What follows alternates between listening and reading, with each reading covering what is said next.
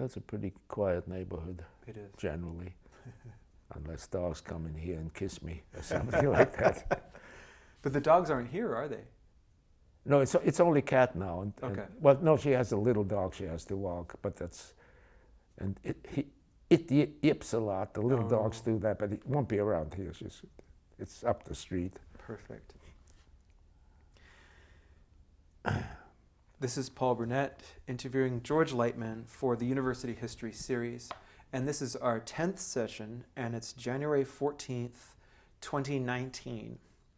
And we're here in the Berkeley Hills. And last session, we were talking about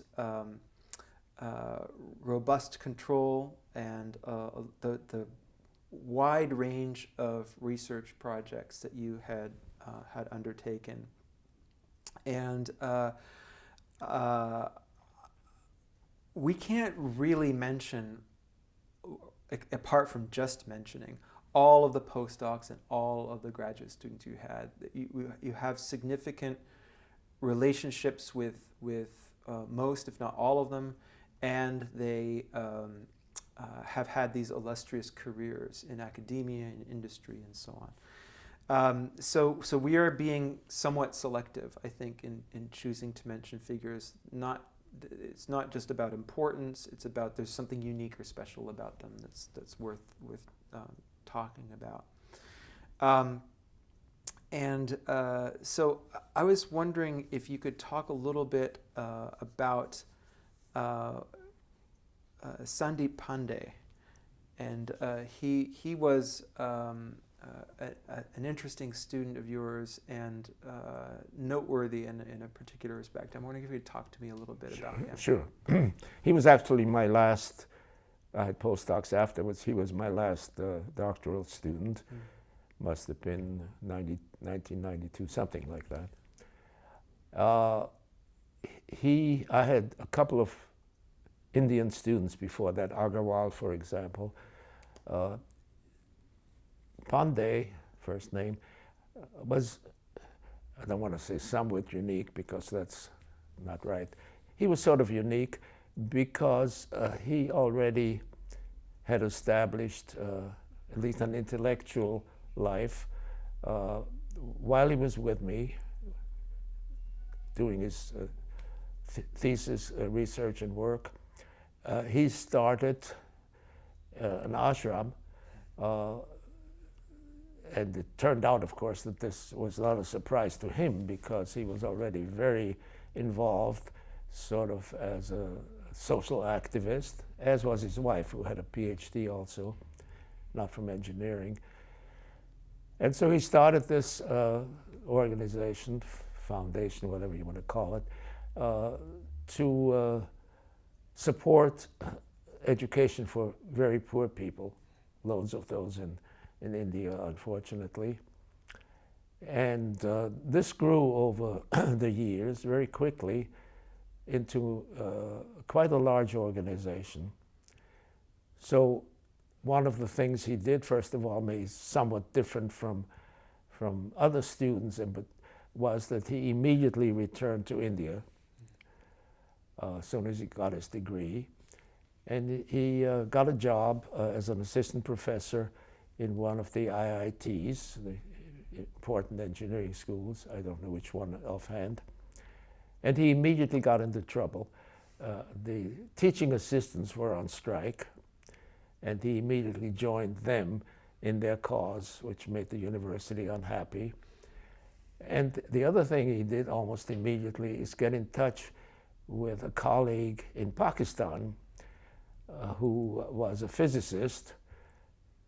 He and as an engineer and a physicist were able to interpret the budget of the Indian government, the published budget, which said nuclear research, that was primarily, of course, to improve the atomic bomb that they had. And that also didn't, endear him to the Indian government. And in fact, he did end up in jail. It was to expose the extent to which they were to which that budget really was primarily or largely military, rather than as it stated in the budget, that this was for doing nuclear research. So that didn't sit too well. And this was also an attempt to come to peace between these two countries. Both his colleagues there and he worked on that, and so they were in the India-Pakistan peace movement, which is, of course, again, not beloved by the Indian government, or at least some of the parties, the major parties. And he became sort of a holy man. He came to see me maybe a month after September 11th, going to a peace meeting at Princeton University.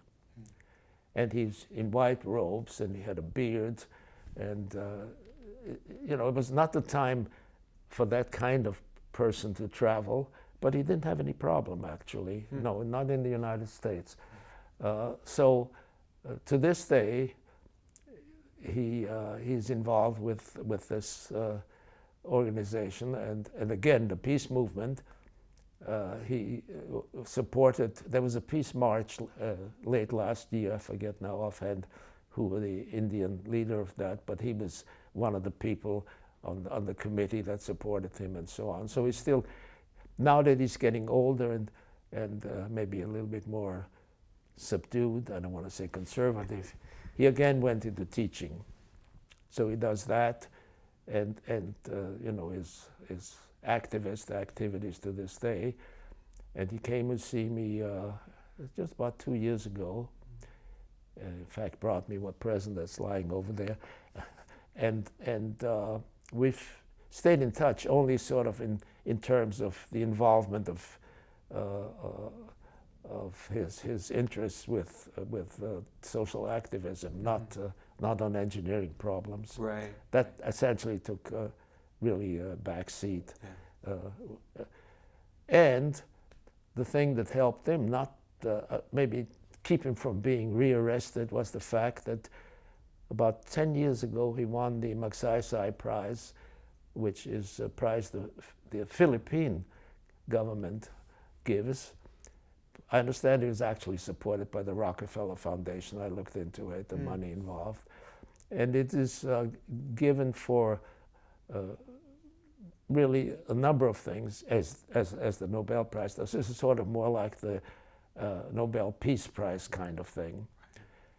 And that, of course, created a lot of, well, first of all, publicity, and secondly, sort of a break on being too overt in trying to put him down. So that helped him a lot, of course. Yeah. And he did give all the money to that ashram, actually. So this is this organization, ASHA for Education. That's the one. Yeah, yeah, and that has a yeah, large and that profile. started here in Berkeley, and there are chapters now all over the place. Wow. Yeah, so I'm very proud of him. You know, I think that's better than doing engineering, frankly.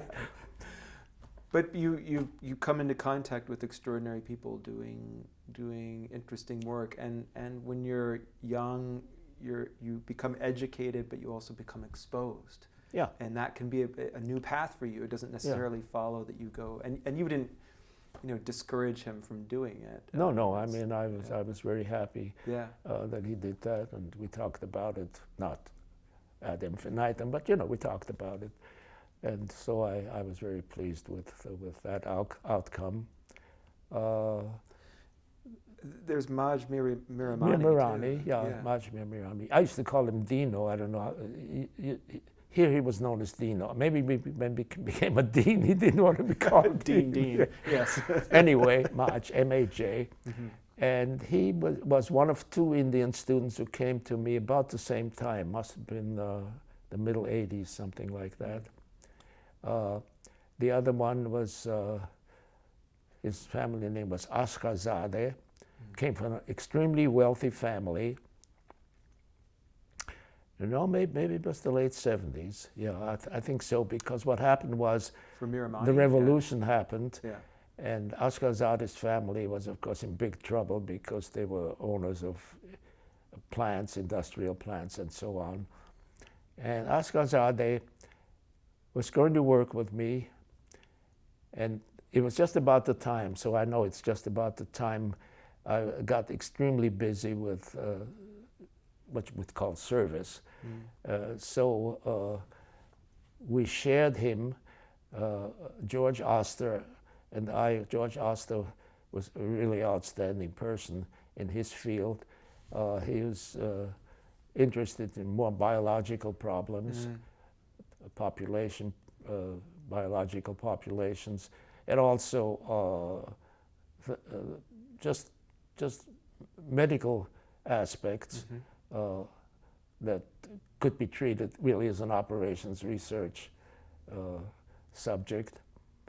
And he was very happy to have him, so we co-chaired his doctoral committee. No, I think I'm thinking of Mirani. I've got this all screwed up. No, it's Mirani. Yeah. Mirani, because he did the control population work. theory. Yeah, right. Applied to No, human Ashrazade response. actually wanted to do, now I know it, he wanted to do engineering of walking, skeletal engineering and that kind of thing. Cool. And but it turned out that in the end, he decided he'd rather do traffic engineering. I guess maybe just influence from his family. Yeah. And so I asked him really to do that in civil engineering, where that subject is, of course, one of the major subjects. Right. So right. then he moved to civil, the Ashrazade moved to civil engineering. Right. Mirami is the one who was co-chaired by me and George Oster, who, by the way, just died very short time ago. Yeah, George Oster did. Yeah. Yeah. Yeah. I think in the spring of last year.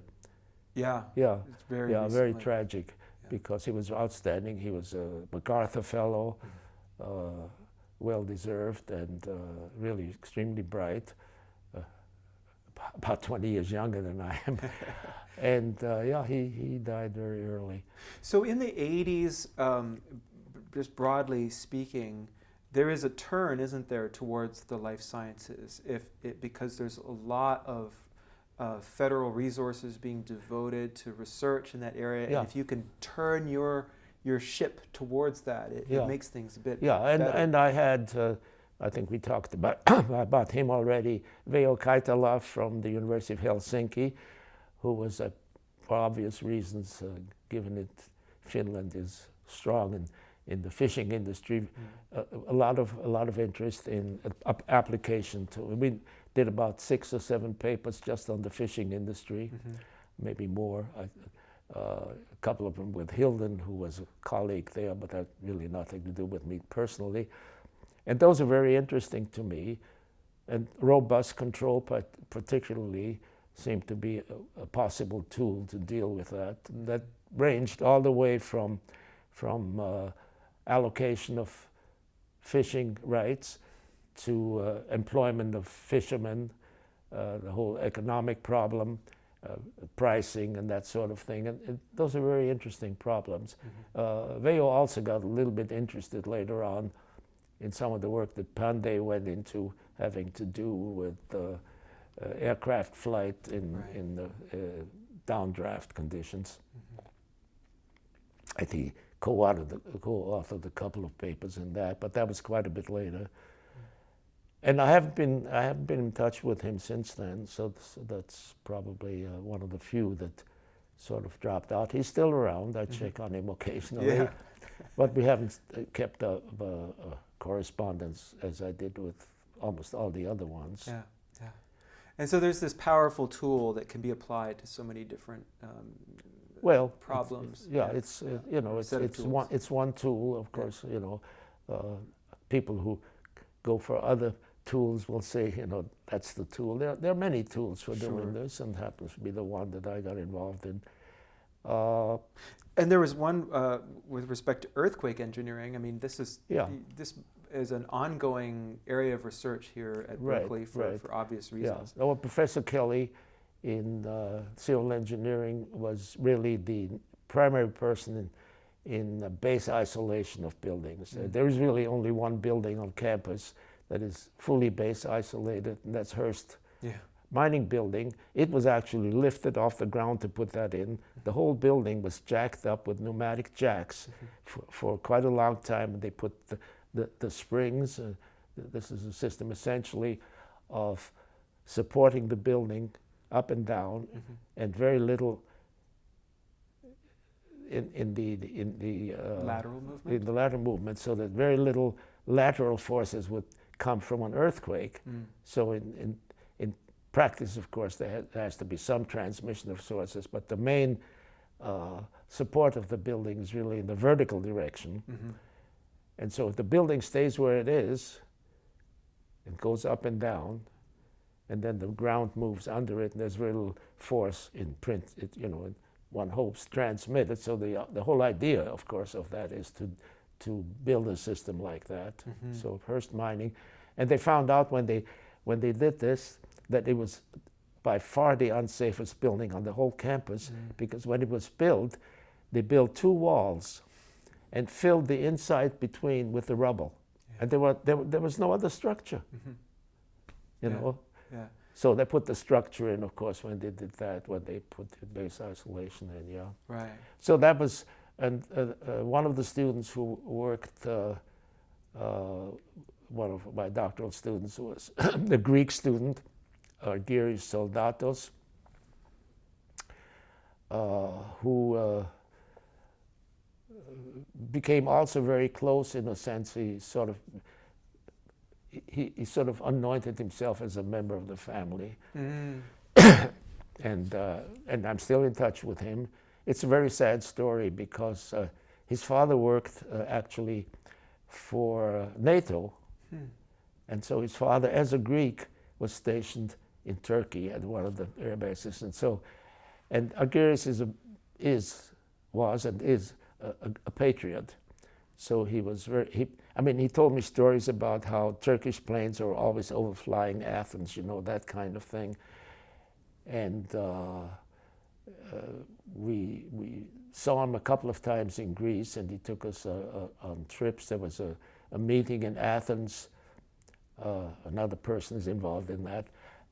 Was an international meeting on what used to be called cybernetics. But anyway, this must have been probably in the late 80s, maybe early 90s.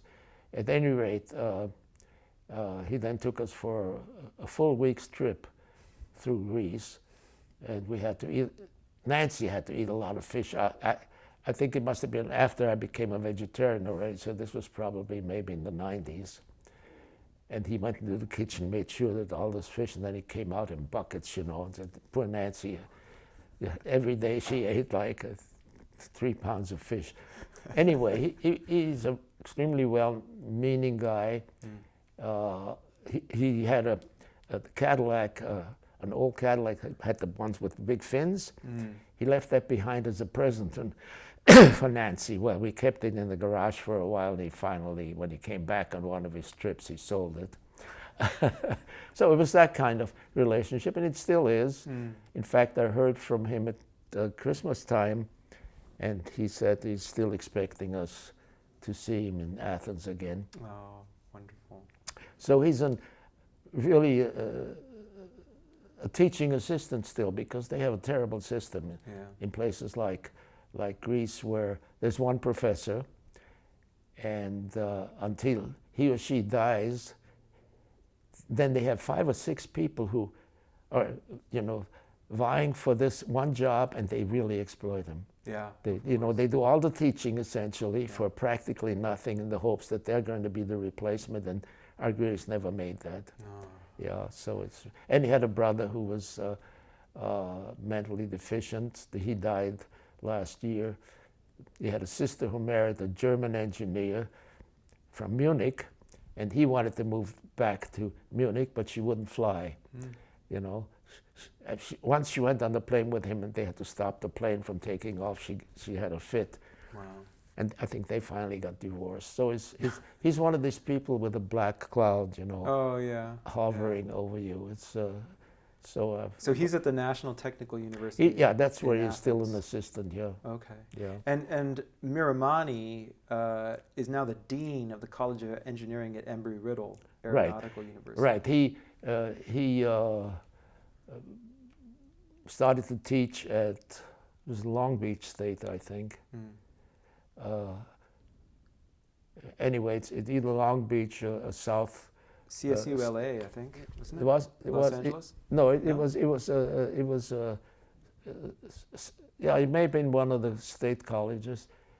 I don't think it was Long Beach. I think it was Southern Los Angeles. Yeah, one of those. That's right. Yeah, Yeah, right. yeah. That's right.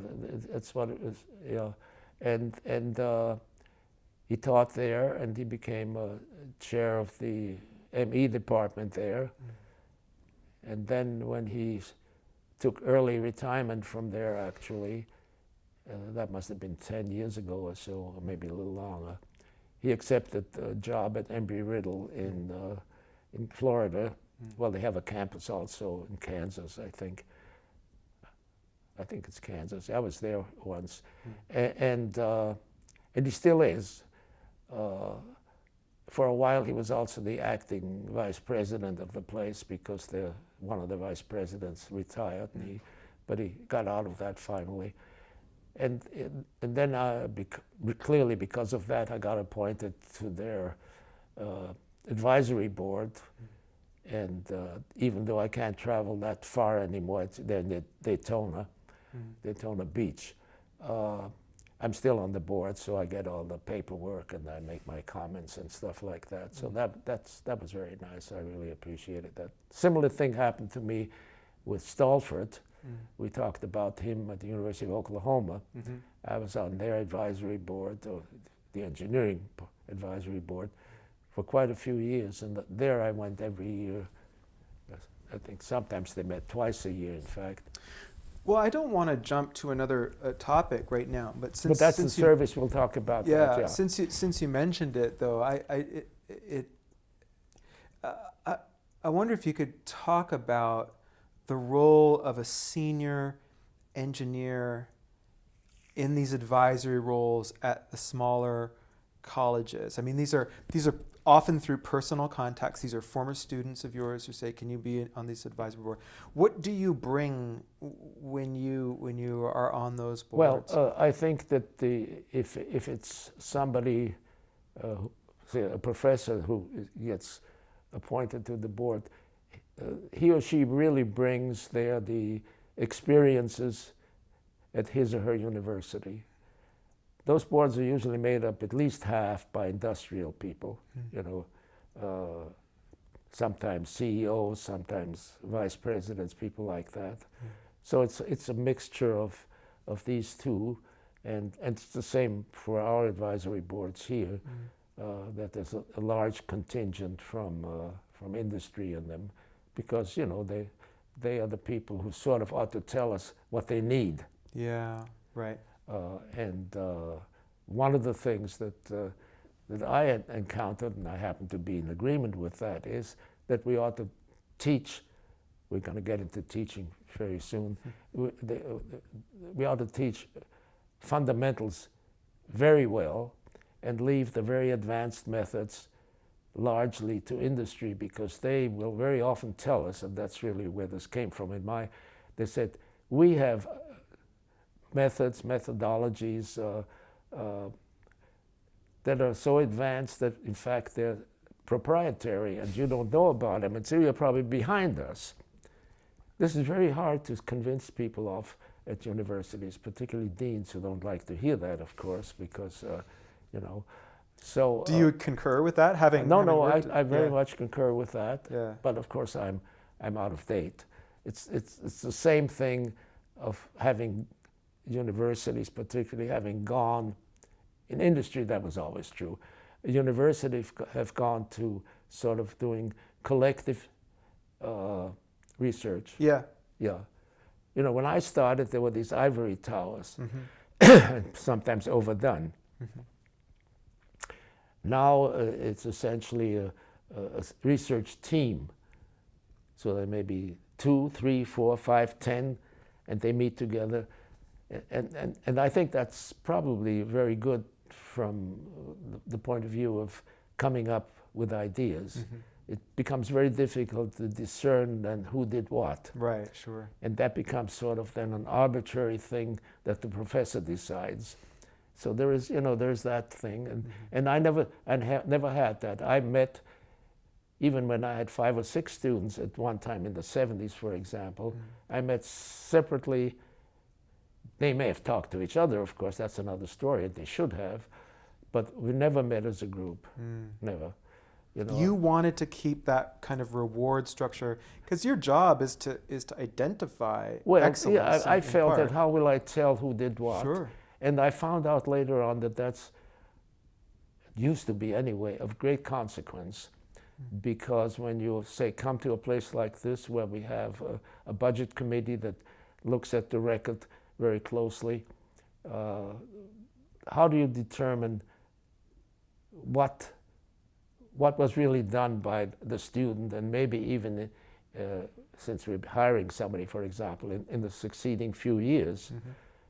And I had a very good example of that happened with a young woman professor in my own department who was very bright, and she loved the students. She spent huge amounts of time, office hours or any time kind of thing. But in the first 2 or 3 years, she published one paper, and that was essentially on her thesis. And that doesn't go here. I happened to be on the budget committee at the time, and there they give people who are up for tenure, these are tenure track positions, a warning after 3 or 4 years, that if you don't mend your ways and publish a little bit more, you're going to have a hard time getting tenure. And that happened to this woman. In fact, I just ran into her after years. It's really interesting. She had another thing that worked against her. She was a rebel. And so she used to walk around teaching a T-shirt kind of thing, and go to the faculty club and use foul language, pass the effing butter kind of thing, But this was, in a way, as I found out later on, a reaction to an older sister who was a medical doctor and extremely good looking. And this girl wasn't ugly, but she was very, very, so this was all rebellion, of course. And she didn't get tenure here. She had to leave. Well, there's also a really well-known and documented phenomenon of the gendered expectations of labor. And so women coming up through the ranks are often, they're doing more service work, they're investing more in teaching. And that ends up can end up putting them at a disadvantage. There might have been particular things in the case of this person. Yeah, in her case it was exacerbated because when she was warned, there's another aspect, but I'm not mentioning names so I can tell you what happened. I found out she lived in Albany in one of those little places, and she got raped. Oh, good God. Somebody crawled in the window and she got raped. So, she was in bad shape, really bad shape. Nobody knew this. Students, for some reason, trusted me, and so I found out from her. And at that time, when I was on the budget committee, the chair of the committee was a woman, and I simply made a motion that we ought to give her really time to overcome this and maybe give her an early warning so that she perhaps published 1 or 2 more papers just. And she did that. She took a half sabbatical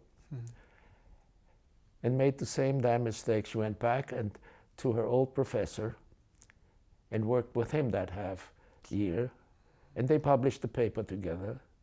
And then when it came to the budget committee the next year, of course they wrote to him because both their names were on the thing, and they said, now who is the senior author of this paper? And he said he was. That's really that was the end of her. Right. Yeah, really very sad story. Yeah. So, anyway, so the whole process of giving people appropriate, proper credit has always, interested me. I want to use another word. And so I wanted to make very sure that people got credit for what they did. Yeah. And that gets to be difficult when you have 10 people working together. Absolutely. Yeah. On the other hand, I see the advantage of it, so I'm not saying this is a bad idea. The only thing is, how do you reconcile this? And obviously, the feeling now is that it can be reconciled. Maybe it can. I don't know. Right. I right. don't know. And this group work is becoming more and more common in industry as well. Yeah. Right. So this is a problem and well, it's a challenge. Yeah. So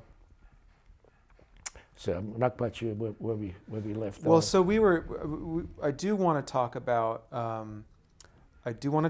gender and in the over the decades in engineering and how the college has dealt with that, right? Yeah. We could maybe leave that for a bit later, but I just wanted to finish up talking about some of the noted students that you had. And we were talking about vibration control. There was a significant amount of research that you were involved in, perhaps indirectly. A lot of work I think that was mostly a postdocs who were working on that, like Reitmeyer, for example. Reitmeyer, yeah. And so I'm wondering if you could talk a little bit about Eduard Reitmeyer. Yeah. Well, he came to me, I think, about 1990. I think. Yeah, pretty sure. As a Alexander von Humboldt fellow, so he was well supported. They still ask that the professor contribute something to supporting the student, and that was fine. But the major money came from the foundation, and he at that time. Had just received his degree maybe a year before that at the Technical University of Munich, which is sort of the MIT of Germany, with Friedrich Pfeiffer, with whom I'm in monthly touch to this day. He became sort of the senior dean of Technical University, Munich. And we exchange emails at least once a month, very often on political topics. Very nice man, and also a lovely wife, Ruth. And they were my hosts. We haven't talked about the Humboldt Prize yet, but with the Humboldt Prize, after you finish that, anywhere up to 10 or 15 years, they will fund you for a revisit.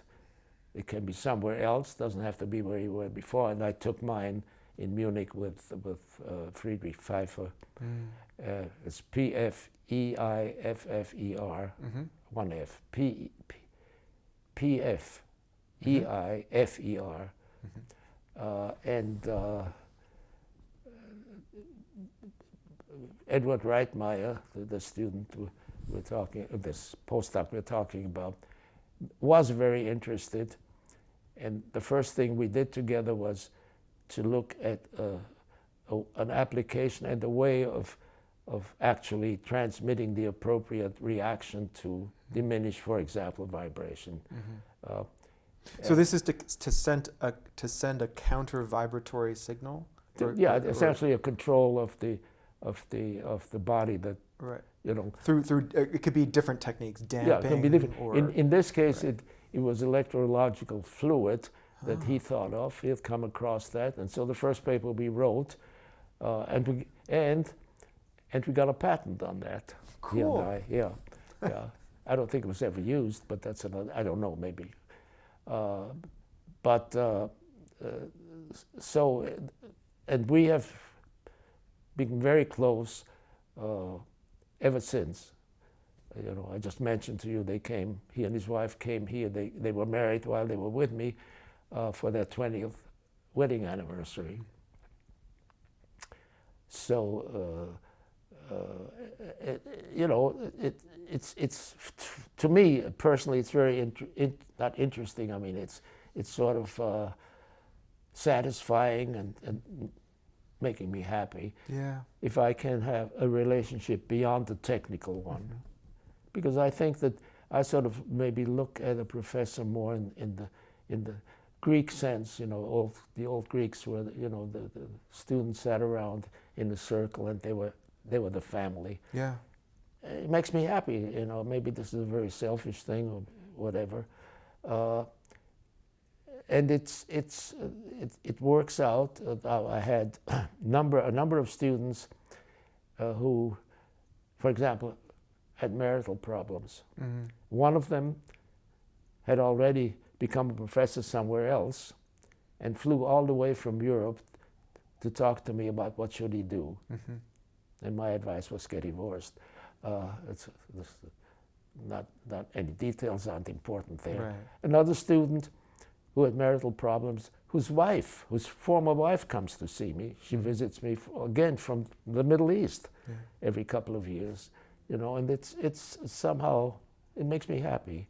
Well, I think, we live in a very secular world, and, outside of your family, you need people who are outside of the family unit who offer support, not just in terms of narrow technical things, but life.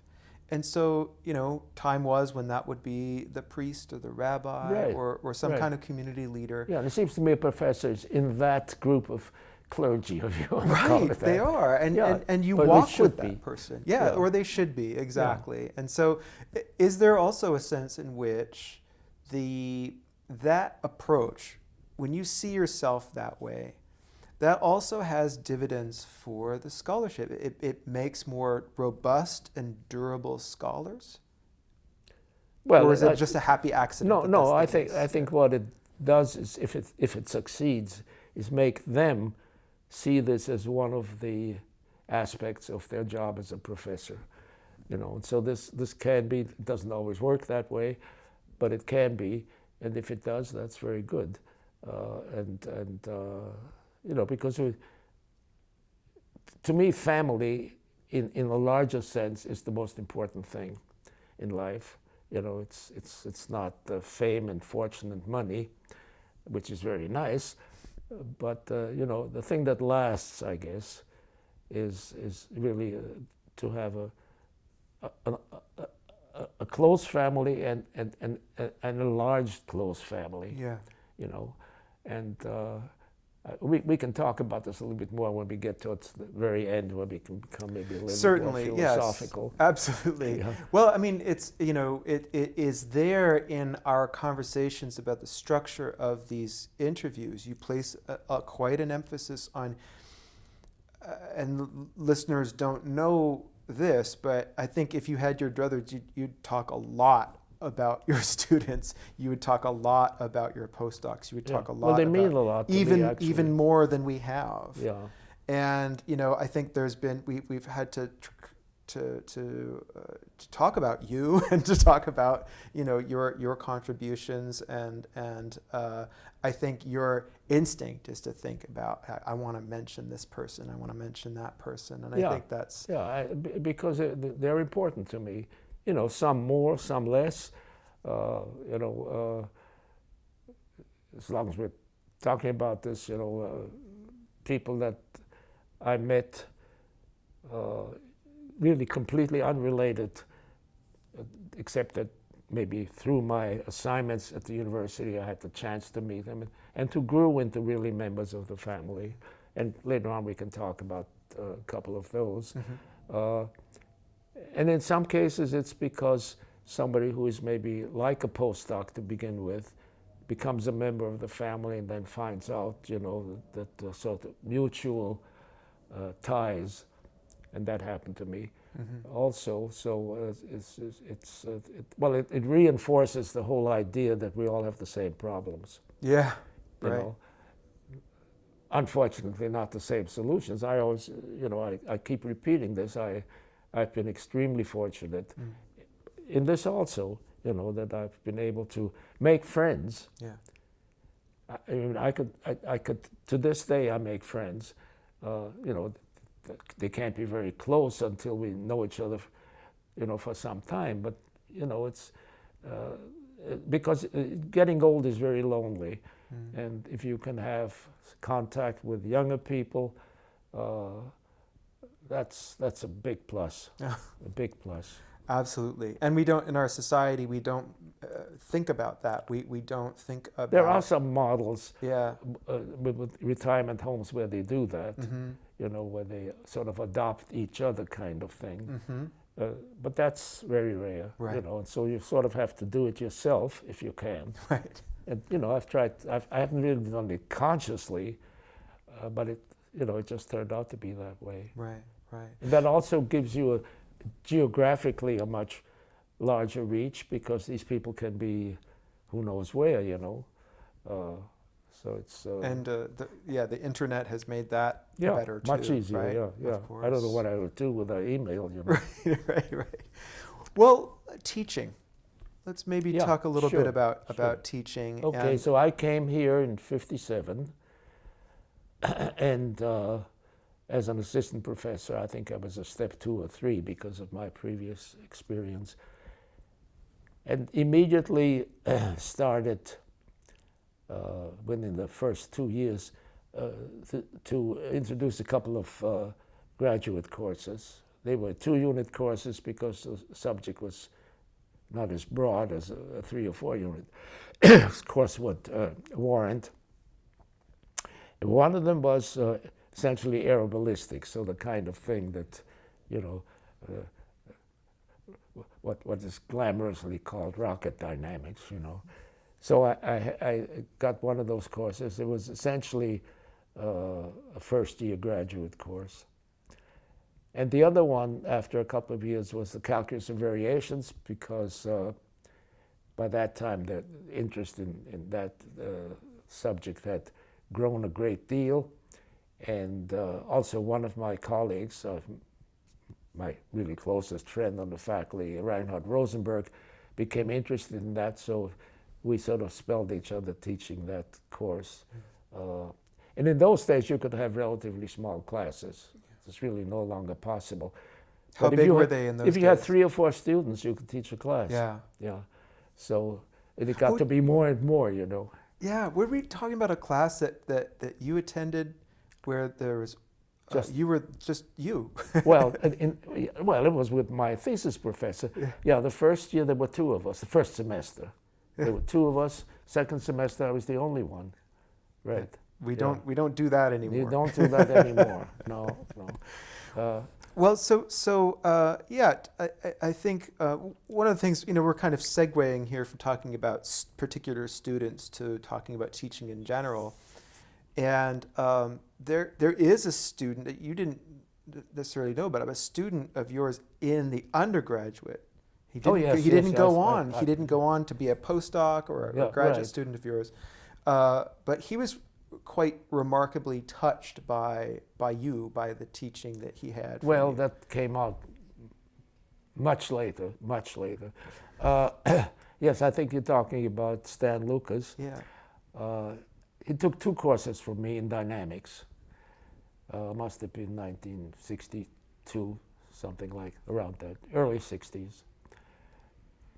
And about 15 years ago, the development people who raise money for the college, told me that there was a man who was a donor, not for huge amounts of money, but every year he gave a regular donation to the College of Engineering in honor of me.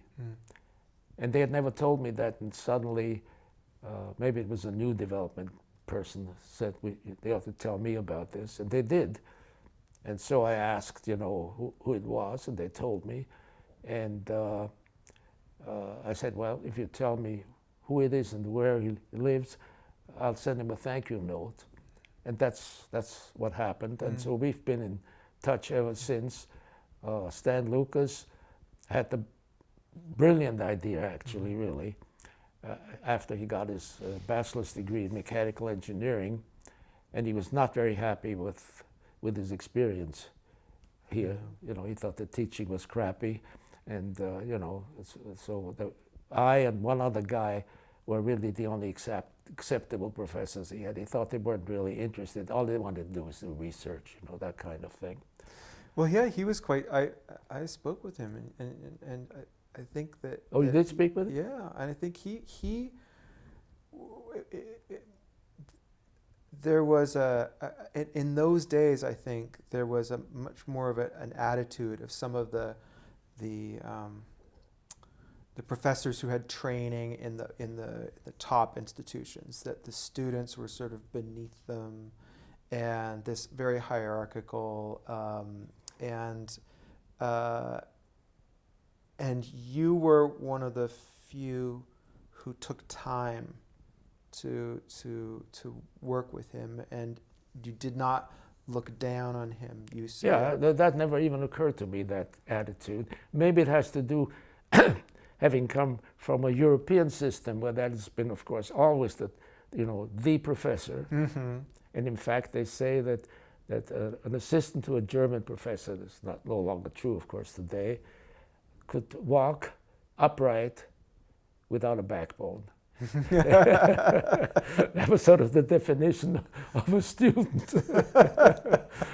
Well, I really appreciated that, and it was a time when I went to Long Beach, where he's located, now has Lucas Automotive company that he founded. And he had the brilliant idea that, this came out of the fact that he had a job and he was a student with a boiler factory in Emeryville, and found out in the process that in fact the earliest automobiles were steam engine automobiles, even earlier than electrical ones. Mm-hmm. And then he somehow found out that he became interested in those automobiles and then in antique cars. That's what it was. And then he said to himself, now, these people that pay sometimes millions of dollars for one car, where do they have it serviced, repaired, or even restored in some cases? And he started this company, became extremely wealthy, even had small tire companies in Japan or somewhere, makes the special tires. These things have huge tires sometimes. Yes. Mm-hmm. And then he invested heavily in real estate in that area, southern Los Angeles or the Long Beach area, and became even wealthier. And he's now a very big developer in Las Vegas. Mm-hmm. And so we became quite close, and I had to go down there practically every month because I was the executor of one of my first cousin's estates. So that could always be combined. And I introduced him to a very good Greek restaurant. He had never eaten Greek food, so he's never forgotten that. And then I came down with Nancy occasionally, and our daughter Elaine came with us before she had the dog, with me, and he has about 100 plus antique cars. He built a special building, a hangar really type building, near the Long Beach airport, and they're all lined up very neatly. In fact, we have time later on, I'll show you those cars, because Elaine took a picture of each one of them, and then also of the arrangement, and made up an album for him. And then he wrote the front page saying, why we are so close and that kind of thing. So he was very pleased with that. Wow. The problem is that he told me right at the outset, he doesn't want to be bothered with development people asking him for money. He says he'll stop giving what he gives then if they ask him for money. So I red flagged him in the development office, and it wasn't until maybe 5 years ago the then dean of the graduate division went down there. He was actually went to a technical meeting in Long Beach, and I somehow got him to introduce and show the car collection to him, because nobody may see that collection except other people with collections and family, and he really had no family. So I was one of the first people that got to see the collection. Wow. And we're still in touch. I just had a very nice letter from him at Christmas time. Mm. He always says he's going to come and see me, but then he gets busy in Las Vegas, you know, and so I don't expect that. But you know, we're you know, close in a, not in a familiar sense, but just close personally. Yeah. Yeah. The funniest thing that happened about 10 years ago was he picked me up, and Elaine was with me at the hotel in Long Beach where I always stayed. My cousin was always also very close to Elaine. Mm-hmm. And he picked us up in a 1935 Chrysler convertible. Hmm. And it was the automobile that the silent movie star, what the hell was her name? Anyway, she was a silent movie star. She was the mistress of Bugsy Siegel, you know, Not Mary Pickford. No.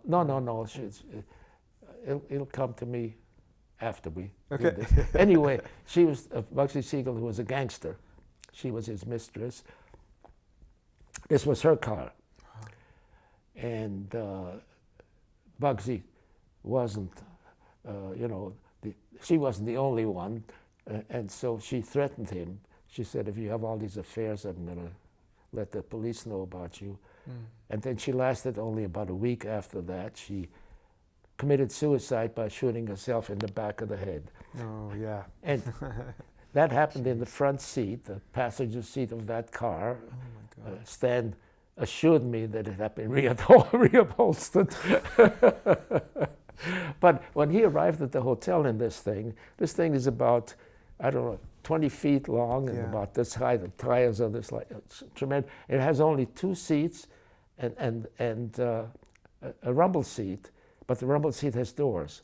Don't have to climb in over the top. And Elaine, I have a picture of Elaine in the back there, and I'm in the seat of the suicide victim. Right. And it was a big sensation. People came running out of the hotel to see this sure. thing. I'm sure they Anyway, so there are fun parts to this, of course. You know, it is. What I'm saying is, it isn't all serious. Well, and this is you know, this is evidence of your teaching enthusiasm is not just limited to graduate students and postdocs and working on research with colleagues. Is that you took teaching seriously as a calling all the way to the undergraduate level. And learning. Yeah.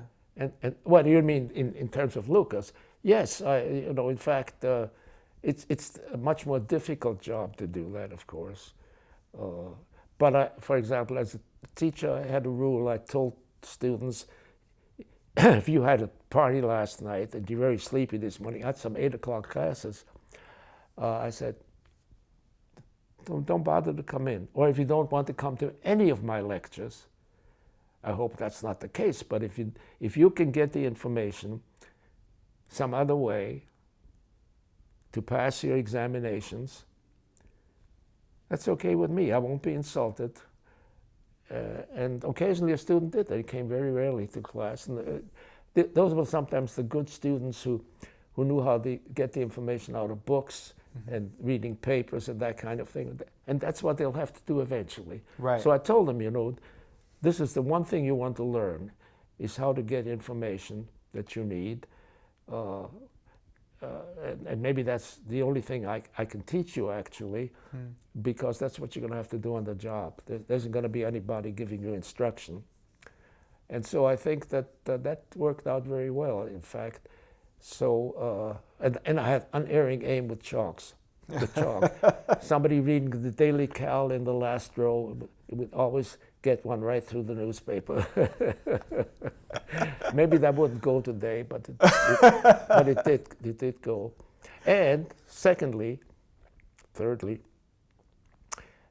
I was very fond of open book examinations. Sometimes the university, say for finals, didn't allow it. But all the other examinations, I gave, for example, a weekly 10-minute quiz just to find out, you know, what really didn't go across. Yeah. But I told them, you know, You want to bring anything you want. You can't bring another person with you, but anything else, I don't care. Because I know that if they didn't get the basics, and I warned them about this, they would be worse off, because they would be looking for an example just like the one that they got in the book. And by the time they found anything even close, the exam would be over. Yeah. You know, but there are a few who tried it and found out very quickly, you know, that doesn't work too well. Right. You know, so that sort of reinforced as a teaching aid the idea that you want to learn the fundamentals, because that will tell you whether, in fact, what you're looking at in the book, which sometimes, given some of the books that we used, isn't always okay, that you won't be able to deal once you go out on the job with getting new knowledge, and using the old knowledge or what you learned appropriately. There's still to this day a fair amount of publication which is wrong, because the people misused what they learned, because, and again, not necessarily because of them, but it was not well taught. And so I've always felt, and the fundamentals in science change, you know, and it is a very difficult problem, because in the end, you always go back to somebody's result, and particularly mathematics, so-and-so's theorem, and you can't go back and try to reproduce the proof of that, because that's all you would be doing. Right. And so you're always dealing with this risk that, in fact, what you're doing is all wrong, because what you're using to justify it is wrong. And I always tell people, this is a danger that you have to live with. So don't think that just because, particularly if you get a result that doesn't make sense, although that's not, it's just a warning signal that maybe the theory has got a flaw in it, and not in terms of what you're doing with the theory, but in terms of what you're basing your results on. And that's an ever-growing problem as, you know, this exponential growth of knowledge takes over, and students, and in fact, the sad thing is that we're devoting less and less time to fundamentals and more to techniques. And I was always told, particularly in Oklahoma, where we had some very distinguished industrial people, that the techniques they learn here sometimes are not useful because they already have better ones. Now, there are notable exceptions, of course, and particularly probably in computer science. But this skepticism about knowledge, particularly knowledge that is transmitted in journal publications, with this huge increase in journals and the number of papers, you know, the danger of getting something which is incorrect and then using it grows. Yeah.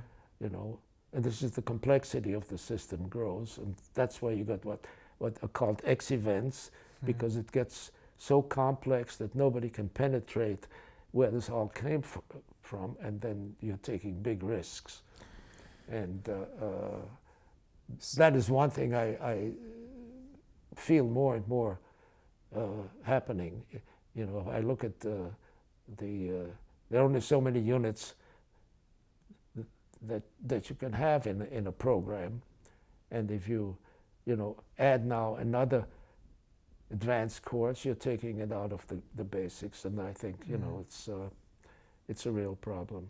So back in the founding of the Royal Society, they developed their motto, nullius in verba, which is, roughly paraphrased, don't take received scientific authority. Yeah. Don't take their word for it. Find out for yourself. Yeah.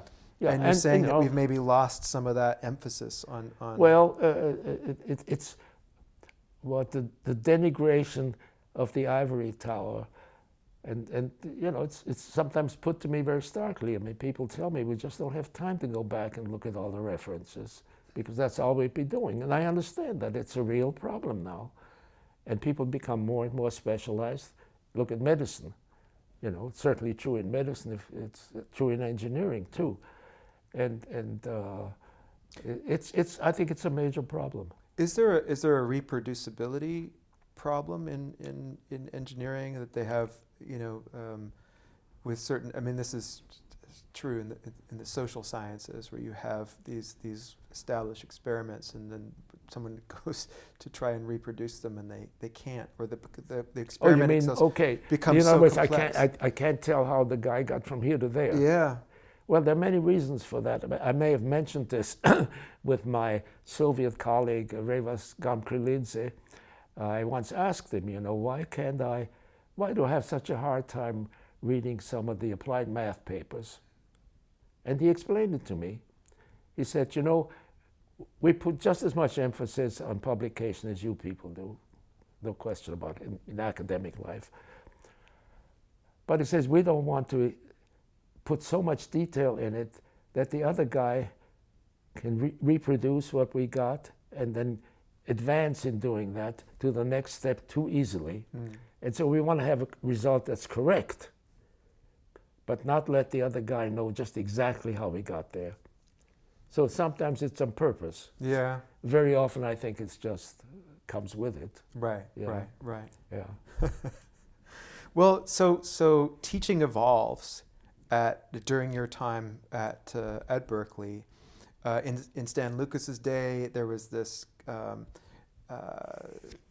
the attitude, according to him, was come, gentlemen, you should just follow along. If they fell behind, that was on them. It was their responsibility to just keep pace. You had an approach where you understood that you need to help a student get from where they are to a point where they could learn themselves or at least be fortified for the future that they were that's embarking one on. aspect of it, certainly. I think the other one is that we spent a tremendous amount of time, certainly say in dynamics, on special cases, to the detriment of the fundamentals because there is only so much time. And that leads very often to at least difficulty and maybe just the wrong results, you know, because you don't know quite what the assumptions are that made you go to the next step, and sometimes the assumptions are vital, but the person who reads the thing doesn't know that. And as I say, it's particularly true in publications, less so in books, but it happens in books too, of course. You know, one example I gave, I guess, was that the chair of the department when I came here had a very popular book, one of the first really popular books, because he had very good examples. But he had to deal with systems of variable mass, and he had it all wrong, you know. There's all these things where you look at how do you weigh something where you let a chain fall onto a scale. Now what ends up at the scale is a system of increasing mass, and the equations are just saying, you know, that the mass is a function of time and F equals ma is the other story, and it's not true, and you know, so it's a problem. In fact, when I came here, because I had just gone through this very step, I almost, as I must have told you, did a stupid thing. Graduate student, doctoral student, they're supposed to give occasional seminars on what they were doing, and I was discussing the dynamics of a variable mass system and gave us as examples of the wrong way of doing it his book. And he was the chairman of the department. So that wasn't that, and I learned not to do things like that anymore. Right. It's one of the first times I learned, if you think that, I should have talked to him first. But I didn't warn him. I used the dynamics book because I was a physics major. At that time I had, you know, taken my basic dynamics in the physics department at Columbia. But that book had almost no examples. It was just all theory. And so Goldsmith, my thesis professor, and I put together a little book on examples that would be really sort of in the chronological part of how his book developed. This is sort of fitted to it. Yeah. And put it out. They put it out as a paperback. Yeah. And but then he learned very quickly. He wasn't stupid. It's just that that's the first thing people do. You know, if mass is a function of time and the system, and you can't write F equals ma for that, or then you have to go to something more basic, which is very easily done because and the subject is made much more difficult than need be. Right. For example, the whole sections in books on the motion of particles. So if it's particle dynamics, it's classical Newtonian mechanics. And then students they'll get problems of an elevator moving, a donut rolling, and the students say, how is this possible? They're not particles, you know. So how do you decide this is okay? And you don't have to decide that because you're not talking about particles. Once you've got a particle system and then a collection of particles, we're still using sort of the atomic Greek view of the universe, then you can show that F equals ma for the center of mass. And so whenever people say particle motion, they really mean the motion of the center of mass of the body. And in a donut, that's in the middle of the hole. So there is no particle there. So, but once they learn that, they don't have to make assumptions. How small is the body? You know, because usually people say that, you read this in examples, let us assume the body is sufficiently small so that it can be considered a particle. That's bullshit. Right. That's not what you don't need to think about it. No, you know, you're talking about the center of mass, and then you have to say, okay, that's not all the motion that's involved because the body may be a rigid body that turns. Okay, you're only talking about the center of mass of that body, but you don't have to worry about is it a small body, is it a big body? All you have to, you know, and somehow the emphasis on that was just lost when I was teaching, you know. And even fairly recently, I still read fairly recent books where they talk that way. So we don't, I mean, this is a long time ago, a mathematician friend of mine, you know, pointed me to, you know, when you want to learn math, he was pointing me to math books from the 60s. And he said, you know, don't read the more recent stuff because it just, it doesn't explain the fundamentals. You have to really understand. And what you seem to be saying is that illustration that may have been meant to make it more accessible, when it's like, let's say there's a donut rolling or an elevator moving, it's like, oh, that seems like a real world example, but in fact it confuses the students because they start thinking about it. Yeah, because you're not talking about that. You're talking about the center of mass. You know, then the question is, okay, now we're applying it to ships, right? You know, is that still okay? Yeah. Well, it's not a matter of you're taking liberties with deciding what is small, because that's already a very iffy thing. You know, you're just talking about the wrong thing.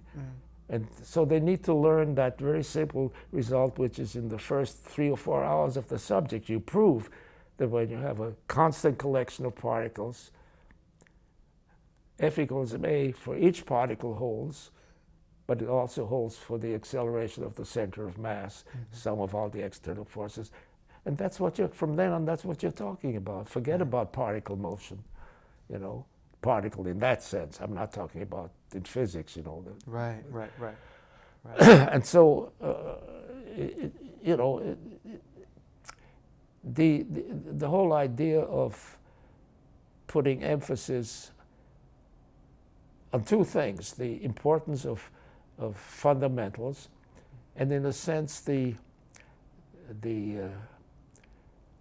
lack of what really a fundamental is as we gather more information about the universe. Yeah. You know, even the fundamentals are not rigid for all time, Right. because, you know, this is not a religion we're teaching, you know, where you have a dogma. You know, that is in fact one of the main differences.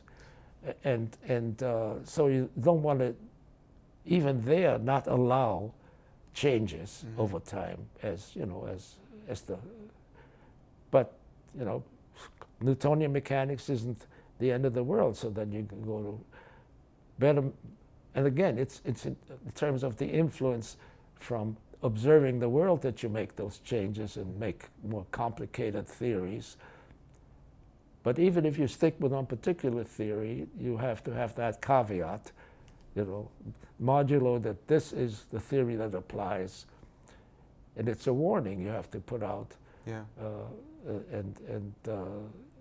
So I think skepticism is one of the things I try to imbue the students with, you know, what they learn. Don't accept it.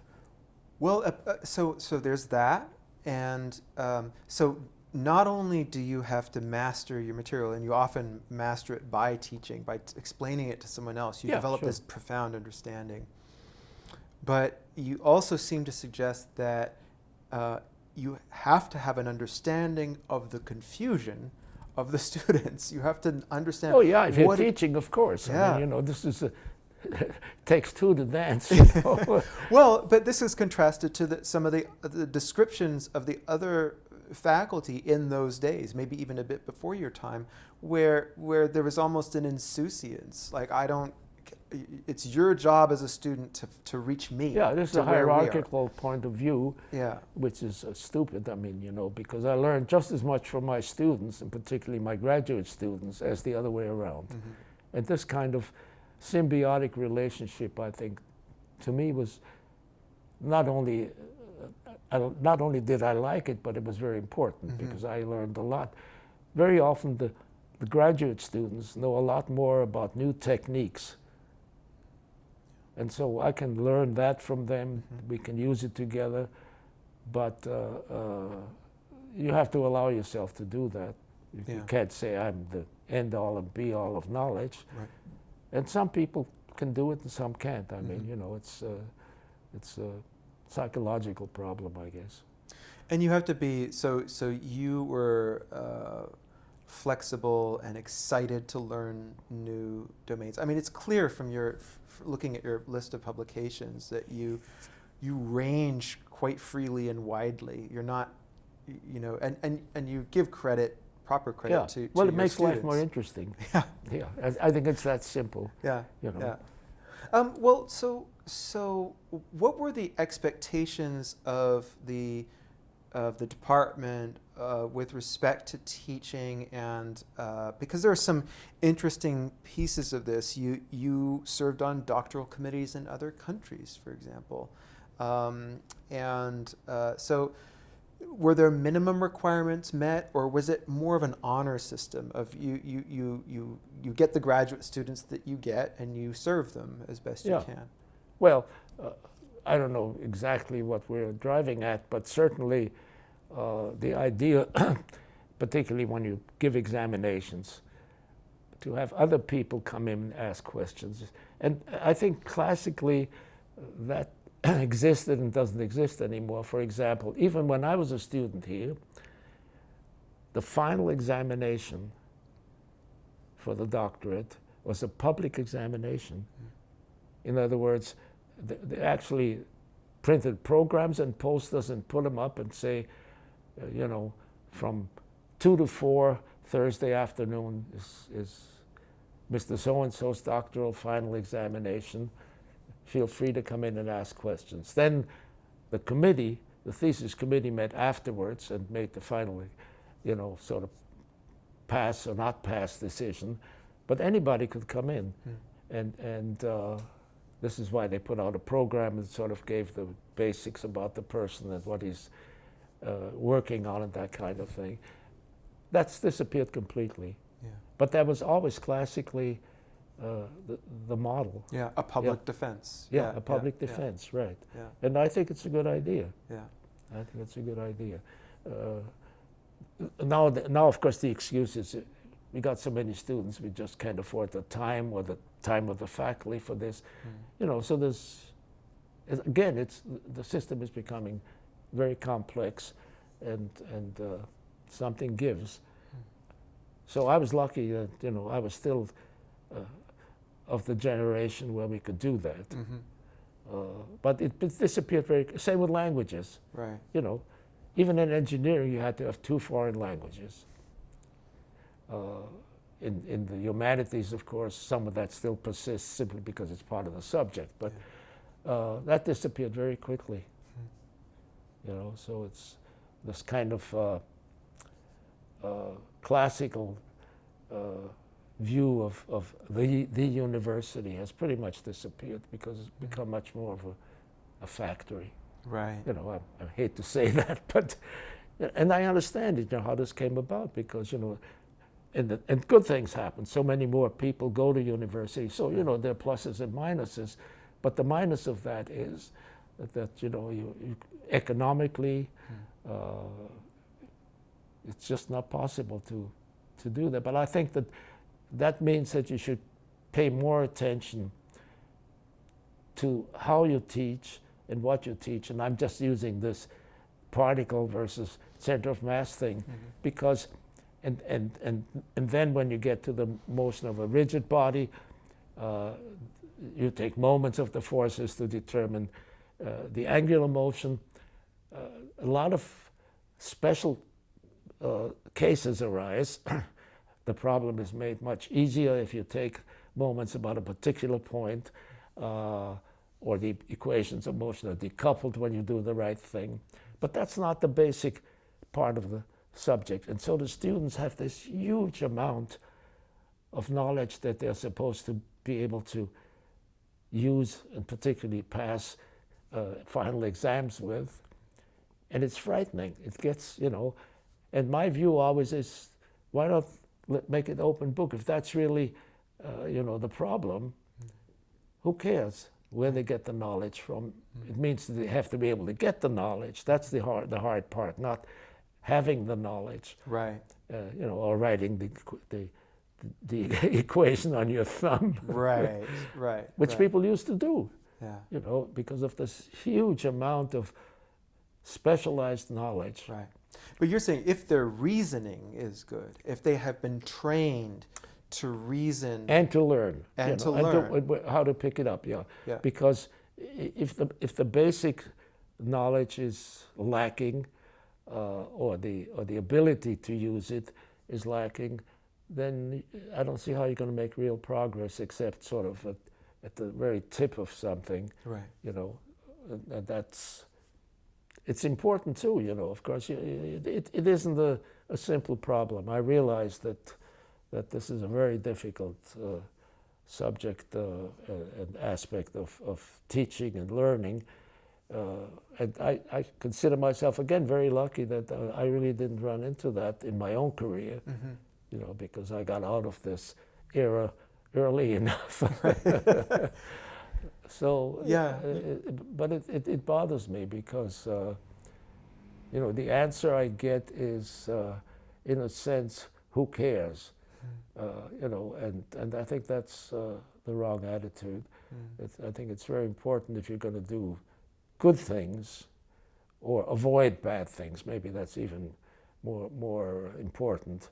You better know just what, for example, what you are assuming about something. The whole idea of, you know, do you assume that you're dealing with continuous functions or differentiable functions? Very often that's left out. People just put a function down, and then the result is very dependent on whether that function has certain properties. Right. And it makes it. There are 2 aspects of this. I'm just thinking of when I published my book in 1980 or 81, Calculus of Variations in Optimal Control, an introduction. Yeah.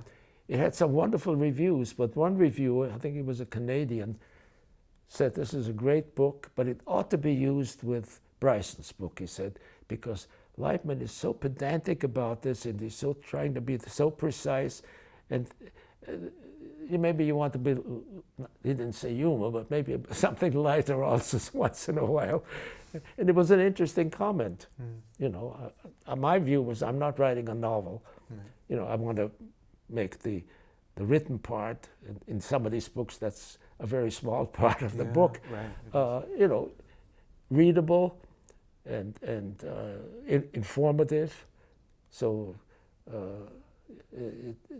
but it's a difficult compromise. You know, how sort of sloppy can you be to make it read better versus, you know, putting too much in. Right. And it's a compromise. Well, you're interested, it seems, as time goes on and the body of knowledge increases, the need for specialization early increases in a student's education. And so with the students left underprepared in terms of wrestling with the fundamentals and developing the intellectual muscles to interpret and analyze foundational assumptions that go into these formulas, for example, what you can end up with are these kind of black boxes of formulas or assumptions. A cookbook. A cookbook, and you're compiling or you're assembling these black boxes, and then to pass quickly to the frontier, where now we've got the interesting advanced knowledge that we're going to talk about, and that's what you're going to learn as a student. But you're saying that they don't know what's in those black boxes, or they don't know enough about them, or they take them for granted as truth. Yeah, and there's the aspect of the students. Students very often will say, you know, let's get out of this basic stuff and let's see some applications and techniques, and I understand that too, because you know, it's not as exciting to have suddenly a result for a real problem or an imagined problem when you're still talking about, you know, what kind of functions are you using, or what, you know, this kind of thing. So it's a difficult compromise, and I think that this is why I think it's important for serious students to learn how to discern, you know, what is really fundamental, and then to go back later on and do some reading or talk to somebody or whatever. I think the whole idea is that there are now so many people doing technical work, you know, that I think the majority of them say, okay, I may not understand how we got here, but we'll just take it because I have a problem to solve. And the company will say, you know, let us worry about whether this is the right theory. You just go and grind it out. And so there, you know, there are these sort of at combat views of, you know, what is an education and what it's used for. And it's not a simple problem. No. You know, it's because there is always the economic thing. You know, how many people can we afford who think vis-a-vis who do, kind of thing. Right. Right. Yeah, and it really depends on the company. Yeah. I suppose computing has changed things as well, because it makes, I've talked with other folks about, you know, actually crunching the numbers for a particular formula. You had to have you had to have a well-reasoned hunch that this particular way of doing it was going to yield fruit, because it was going to take you a month to run the numbers to make this thing work. Well, you know, as soon as you go to a technique, for example, when I started with analog computers, there you were dealing with the real world.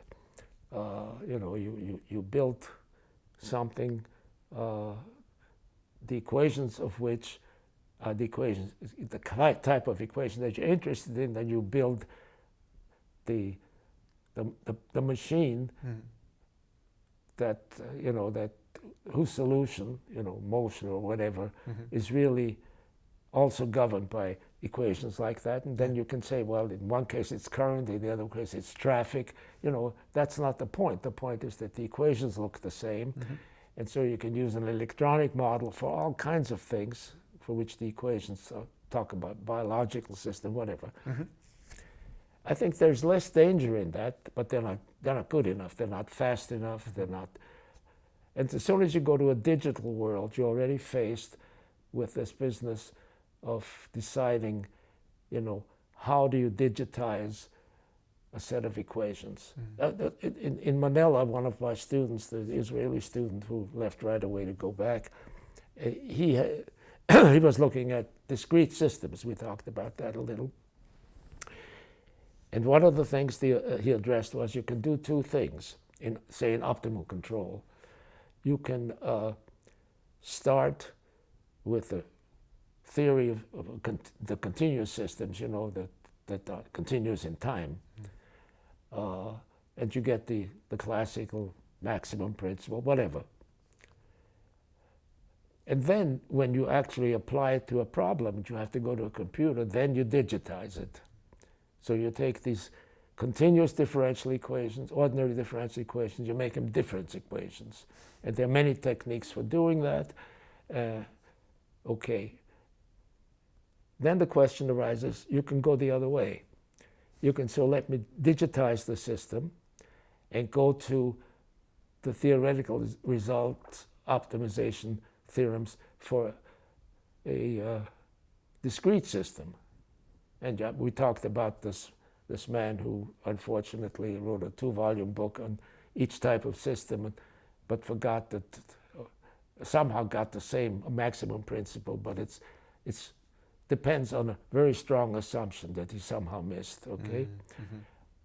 So you can go that way. You can say, okay, we have a theory for discrete systems, optimal control theory. So you don't have to digitize afterwards. System is already digitized. So that step to go into the computer is already done because you've started with a discrete system. Now, how did these two compare? And he looked at, for some classes of systems, he looked at that problem. You can say in a certain way which one was better. And then it depends how you define better. But anyway, it's an interesting problem. And you can't be stuck with just one thing. At least you have to be open to the idea that something else will work better. So this whole idea that, you know, I've now explained the universe. We talked briefly about that. There were serious scientists who say now we have arrived at a theory that describes the universe. It's my basic belief that we will never arrive at that, you know. But you know, it's in a sense it's a sort of warm feeling to have done that, but I think it's illusory. Yeah. No, I think I agree with you. You know, and we talked about Stan Lucas. I was very happy. I don't know when it was. I won the ASME or something teaching award, which they give many of those. So I figured I was doing all right. So it's, yeah, it's an interesting problem. I enjoy teaching, but I also enjoyed many other things, and so then, you know, those two things sort of took time away from the other, you know.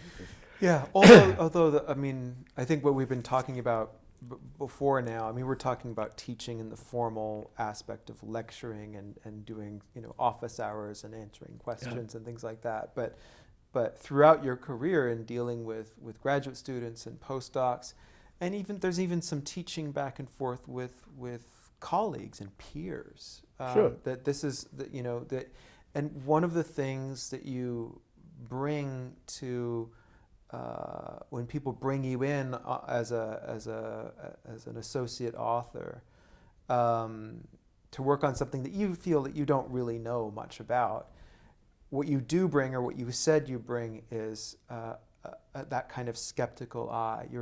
You're asking questions.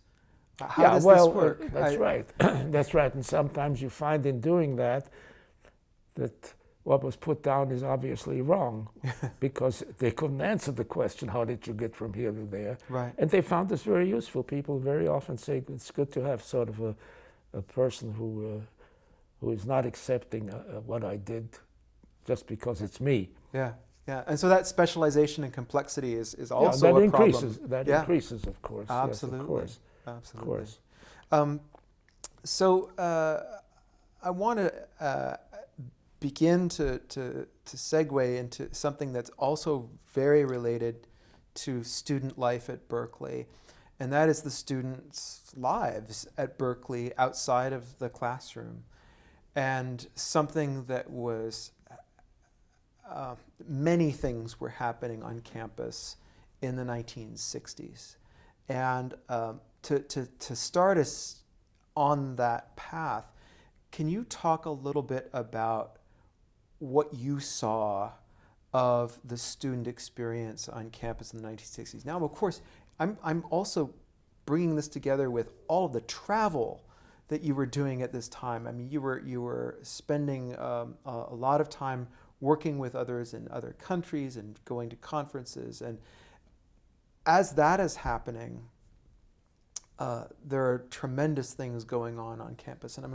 what did you see of what was going on in the early 60s? Yeah, well, it's the free speech movement, for example. Mm-hmm. And I think to this day, the experience, it was about 1964, I think, when the Senate met, and it was the largest meeting in terms of number of people that we've ever had. When we left Winnell Hall after that meeting, and they found out outside what the Senate had decided, it's the first time we got rounds of applause from students. You know, it was a wonderful experience that I'll never forget. As you say, there's more to a student's life. I'll give you another example. In the 70s, I think this is something they, for some reason, gave up. They decided they want to emulate a little bit the British system, and they established something called faculty fellows. Mm. I don't know whether that's still in existence. The idea was that members of the faculty would sort of come in very close contact with students and student groups or living groups to the extent that, for example, they would every week eat a meal with the students, that kind of thing. Or they would invite students to their house. And there was a period when I was the faculty fellow for Stern Hall, 200 ladies. And this is where my wife, who was wonderfully supportive of me in all this, became very important, because the idea was that at least once a year we would invite the students to dinner at our house, this house. At the most we could accommodate with 20 students at a time. And that's what we did. Mm. We had 20 students at a time every week. Because if you look at the number of students, 200 students, and we were on the quarter system, that's 10 weeks, right? So in 10 weeks, we had to have 200 students.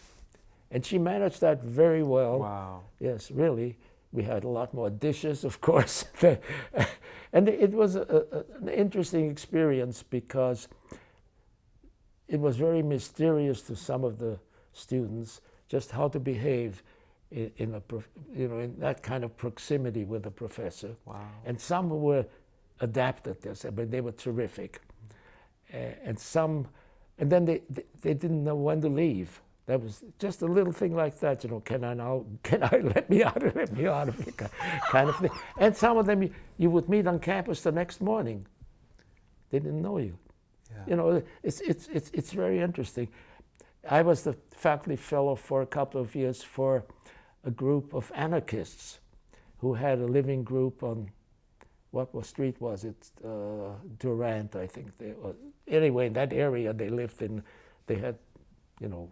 Do you remember what they were called? Did they have a name for the group? I've really forgotten. All I remember is, again, they didn't know what to do with me, but they thought maybe I could be useful in getting them speakers. Okay, so that's really why they accepted me. And I invited Reverend Schwartz, who was an Australian. He headed the, what was it called? It was essentially a nationalist kind of organization, you know, not white supremacy, but he was sort of the counterpart. He was a reverend, and I invited him as the speaker, or I had them invite him as the speaker. And it was very interesting because, for example, he said, he was talking about Marxism, and he said, you know, they have this thing about, what was it? Anyway, conflict leads to progress kind of thing, you know, and this kind of thing was Marx's idea. And he said, you know, these people, they make decisions by saying, let's go 2 steps in this direction, 1 step to the right, 1 step back. So that's the way they produce, you know, to make decisions in that kind of system. I still remember that. They gave him a hard time. So that was a completely different kind of group, you know. Yeah. I mean, the girls in Stern Hall were very organized. They had one good thing. Every semester, they had a roast, a pig. They roasted a pig. Wow. And we got invited to that. It was before my vegetarian days. So I remember that as just a single instant. And, you know, they live very close to here, obviously. You know, Stern Hall is on Gailey Road at Hearst. You know, it's that corner up there. Well, Right. it goes up Berkeley Way. Yeah. You know. Right. Right. And so we got invited to that. Then I was with a group of students. It was a fraternity. And they could eat a huge amount of, you know, these guys would, I guess they played football, you know, among other things. They could eat a 3-pound steak. I've never seen anything like before. That stuck in my mind, you know. And Nancy was terrific about this. She came along to all of those things with me, and you know, she's a tremendous help in every way. And it's an evolving system, and I'm not quite sure where it's going. Yeah, yeah. Well, of course, it's become more expensive for the students. Oh yes, tremendously. So. You know, when I was a graduate student here, and I only went here two semesters, because it only took me 4 semesters, the minimum time to get my degree, because I already had a master's degree and I knew what I was going to do. And I was on the GI Bill. So it didn't make any difference. When I came here, I was on a full pay fellowship, so that didn't make any difference to me. But I remember that it wasn't called tuition at the time, it was called fees or something like that. Yeah. I think it was something like $72 a semester. Yeah. That was my total, you know, not buying books, but I mean just the fees that I paid the university. And if you know, and I don't know how the state got away with this, because it was my impression that constitutionally the major part, and this is like almost everything, has to be paid by the state. Yeah. And how they got down to 10 or 11% as it is now, I don't know how they. Yeah. Well. Yeah. So we are in a position now where there's lots of private money that has, and a lot of alumni have made up a lot of the difference. Yeah, I think that's a sort of a singularly American system, of course. It's there's a little bit of that now, even in France. Yeah. You know, what they have a tuition now, and I mean, the whole economic problem has, of course, made them do it. Yeah. But in Germany, for example, higher education is still free. Mm-hmm. Mm-hmm. You know, it's so that has other aspects to it because, for example, they had to change the regulations because when they started getting after the war, a huge increase in, of course, particularly graduate students. Mm-hmm. They had, if you had a student card, you only paid, I don't know, on the railroad half fees, you know, all that sort of. Yeah. Students stayed 6, 7, 8 years just to have that card so they could, you know, live. On a discount. Yeah, right. Yeah. So they had to change the number of years they could stay a student, but at one time there was no limit. Right. You know. Right. So there was a response to the demand of the increase of this Kerr's master plan for the expansion of the university. Yeah. You have thousands and thousands of undergraduates, and the universities had to expand very rapidly, creating the UC system. Yeah. Of which Berkeley is a part. Originally, it was just the University of California, just this one campus. Yeah. And so they're adjusting to this change, but they're also, it's the Cold War. They're adjusting to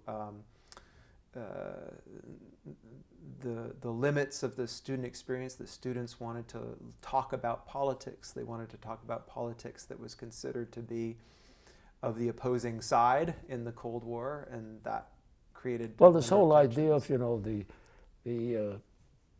politicization of the campus. I can just bring her in now. There's a professor. She's now a professor at Loughborough University in Great Britain, who was a lady. Her name is Heike Jöns, Heike, and then J umlaut O-N-S. Who was German originally and got her doctorate at Heidelberg University in geography. And by the way, it's the first time I suddenly had to think about geography isn't just looking at hillsides. You know, geography is a big subject, you know, social geography, human geography, and she's more in that aspect of it. And she did her dissertation at Heidelberg, supported by the Humboldt Foundation. And that's how she got to me, because her topic was really the what she calls the diaspora, intellectual diaspora, people having to leave. Yeah. And did some come back, and who came back, and why did they come back? And it was a very interesting thesis. And she came to interview me, I think it was 1999. And we became very good friends. So as she was writing her dissertation and then working on essentially a monograph to get this published, it was published finally as part of the proceedings of the Royal Society in Geography, she addressed that particular aspect, you know, which has become really important, I think, already in the 60s, of course, but then so much more with the Vietnam War, because all the things that the uproar, I was sure that I was involved in dealing with, no matter what the immediate cause of the trouble seemed to be, basically that really was the underlying cause or excuse or whatever. She deals with that in that paper, which appeared, I think, 4 or 5 years ago in the Proceedings of the Royal Society of Geography, which she very kindly dedicated to me. And she's now working with 2 Danish professors on the history of the ombudsman idea, exemplified by me at Berkeley.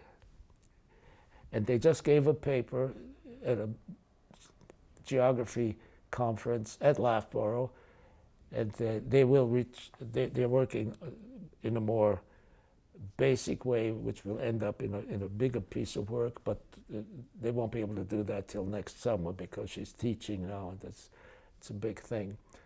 But she was here 3 times last year because she was looking at the history of sabbaticals. at British universities and at American universities, and how all this came about. She worked in the archives of the president's office a lot, because all this is in the old records of the Senate, and all that kind of thing. So she did a long paper on that. These people work years on a single paper. Yeah. Not like in engineering. No.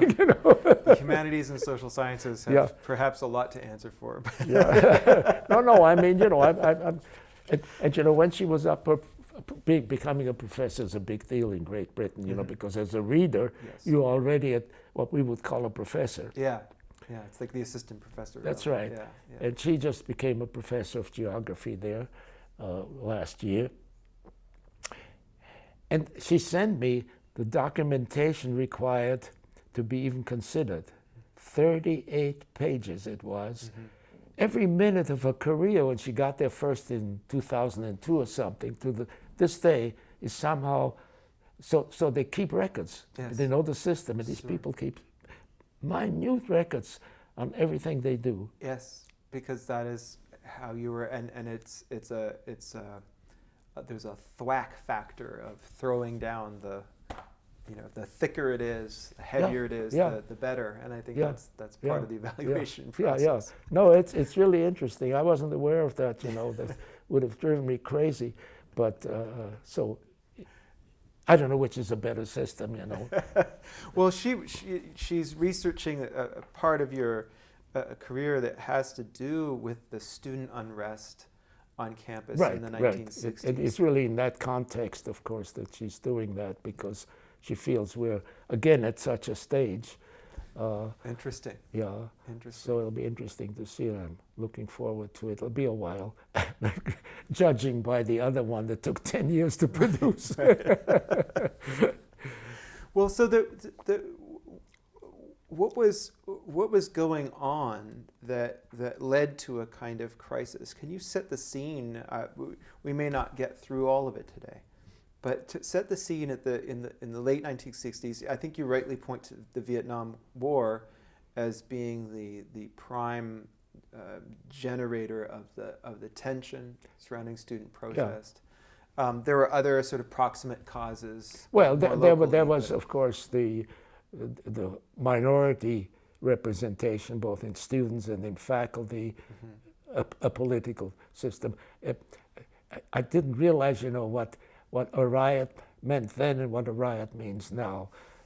Where I live, we have a UC wall, being UC affiliated, and there is a wonderful picture during the free speech movement with Mario Savio and those people, and that was on Sproul Plaza, essentially a riot developing, and all the rioters wore suits and ties. Very deliberately too. Actually. Well, no, I think it was just a normal thing. Yeah. And I think it points up, the sort of I don't know if there's a single word, but the difference. Yeah. If you look at the few riots we had in the last couple of years, on Sproul Plaza, the people weren't in suits and ties. No, definitely. And there's a whole identity or multiple identities that are associated. But I think the first time I ran into sort of the violent aspect of this was during the free speech movement, when there was an occupation of Sproul Hall. The students came in and sat down in the various offices, and the removal of the students, which was broadcast. There were no television cameras around then, but it was actually, there were reporters there, and they recorded and said what was happening. And they were dragging the students down by their feet down the concrete steps with their heads bouncing up and down, that kind of thing. So that sort of basic violence is maybe part of the political process, and I have a great fear that we're getting into this, particularly in terms of all the things that are happening between, the base of one party and the base of another party, and what is involved, and I'm very fearful, because I saw I experienced this in Europe, you know, where Hitler was elected legally in 1932, 33.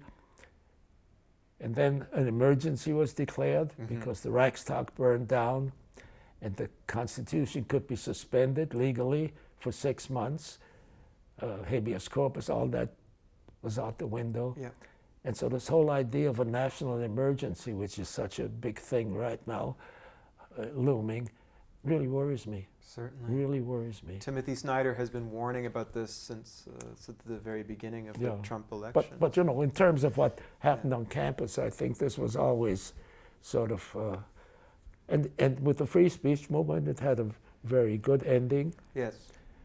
But then very quickly, you know, within a couple of years, it went the other way. So it was, things got resolved and there were new policies put in place. Right. You know, the whole Sproul Plaza. Yeah. Yeah. And so in 65, 66, things were quieter? Yes, and there was also an academic aspect to that, because the whole idea of teaching evaluation, that whole idea that, you know, that you don't look at how professors teach, they're there to teach and you don't have any right about this. All that has changed, of course. Yeah.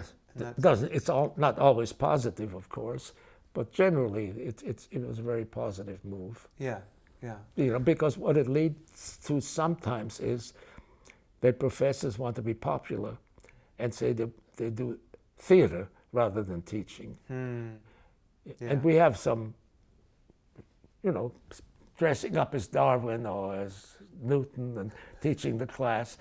There was a lot of that going on. Yeah. You know. Oh, even like at that time, in response to the development of student evaluations, there was a sense you of want I to be need popular. Right. You know, it's so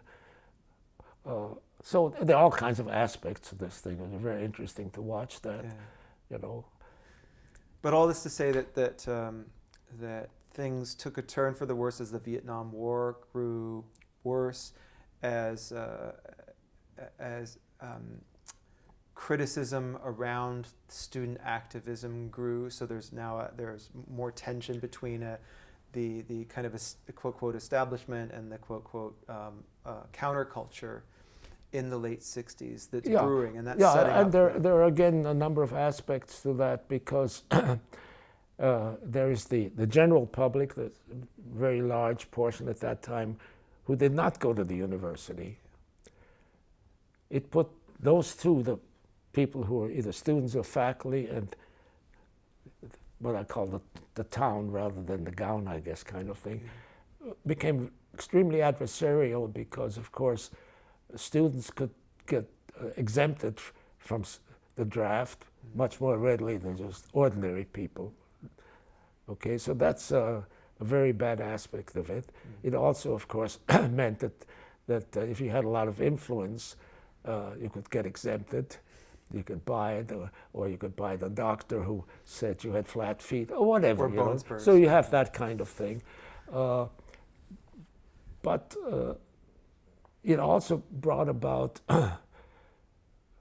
Let's talk about the first thing that happened with really riots and so on after the free speech movement had to do, I guess, with the Third World Strike, which was 68, I guess, or early 69. Early 69. Yeah. And then the push to let the pendulum swing the other way and start to introducing things that really in the long run don't make sense.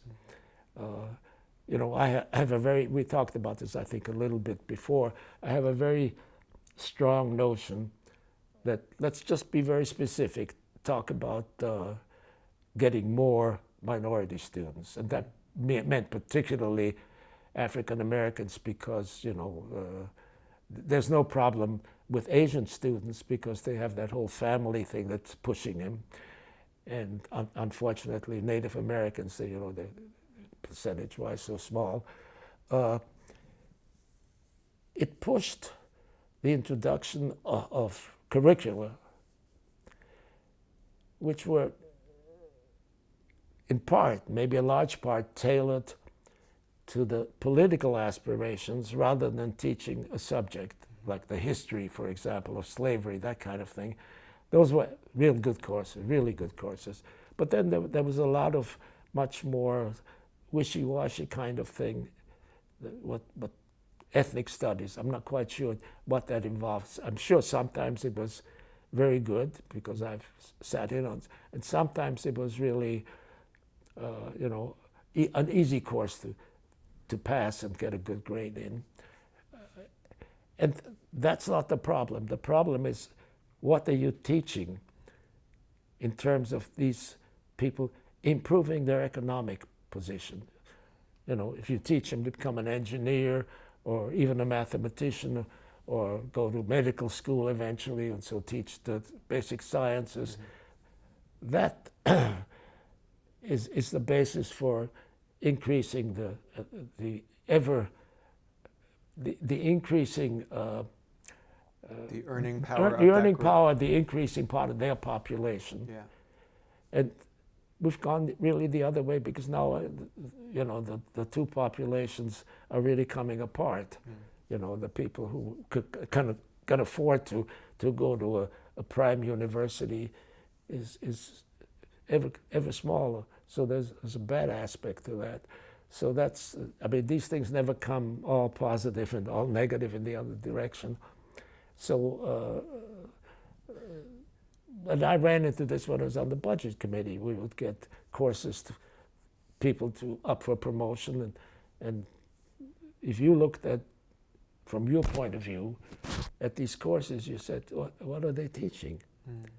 And that may be unfair. Maybe if I had been, you know, in that group, I would have said, no, that's what I want to learn. Right. And that's also good. But are you preparing them, in fact, economically? And I think there are two aspects to this. And so I think these have to be somehow brought into some kind of equilibrium. And that's very difficult.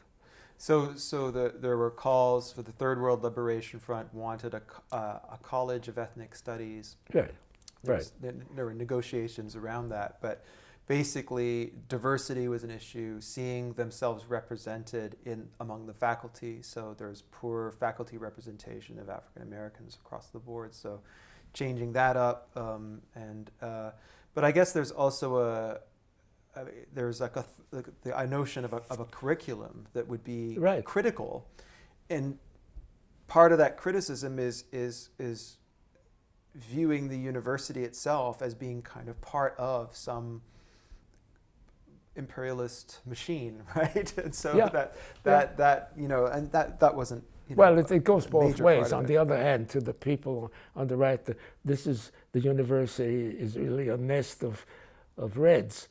Right. So it's the other thing. Yeah. I mean, to one part of the population, they're the fascists, right. even because they're in power, or they turn out people who can make money. Yeah. Whatever, you know, they can afford that. So it's not a single aspect, and how you bring those into some kind of compatible system is very difficult. Certainly. And you know, very often we have these pendulums swinging there. They go too far one way, too far the other. Yeah. It's in everything, you know. It's with sexual harassment. You got exactly the same thing, you know. Yeah, yeah. You just have to be accused now is enough, essentially, to lose your job. Yeah. And in many cases, unfortunately, it's justified, but I'm sure it's not justified in all cases. So, right, and it's the working through of a movement for change that is overall positive, but there are these casualties, as you mentioned. These are somehow all revolutionary times. Yeah, yeah, and things are coming to a head at the end of the 60s with the Third World Liberation Front and the Third World Strike, and the governor's office is putting pressure on the university to shut this stuff down. And so that's the kind of context in which you find yourself. Yeah, of course. And so maybe we'll pick up next time to talk about your role as ombudsman to help. That was as exciting as being in the Army. bet I'm it serious. was. I bet it was. Well, what we should talk about next time is your life experience faced with the conflict that you saw at the end of the 60s. And you'd seen a lot of conflict of various kinds. And so I wonder, it must have had a particular. Well, I'll give you one example. Only take 5 minutes. Okay. We haven't mentioned the fact that in teaching, one thing that was involved is that I sometimes taught at another school, and this was my experience in Argentina when I got an OAS professorship. Was the Organization of American States, yeah. Which means I got my full Berkeley pay for teaching in Argentina, where my salary, of course, was, tremendous. And I arrived the first day on the campus of the University of Buenos Aires in a riot. There was a riot going on. What year was that? Do you remember? 69. 69. Oh, okay. So I had just come out of the riot period here, where I got involved in the violence personally, and here I arrived here, and there the police came in on horseback swinging sabers, and I said, this is not what I'm going. I went quickly back to where I lived, because, and it very stark to see the differences. I had a wonderful group of graduate students. I was teaching a course in optimal control. And they had never encountered the professor who gave office hours. They were amazed. And they gave me a wonderful present of a book on their national hero. We'll talk about that next time as a present, all with calligraphy, and stuff from the students. So that is an interesting and I think a worthwhile experience to see how systems differ in different countries. Yeah. Absolutely. Okay.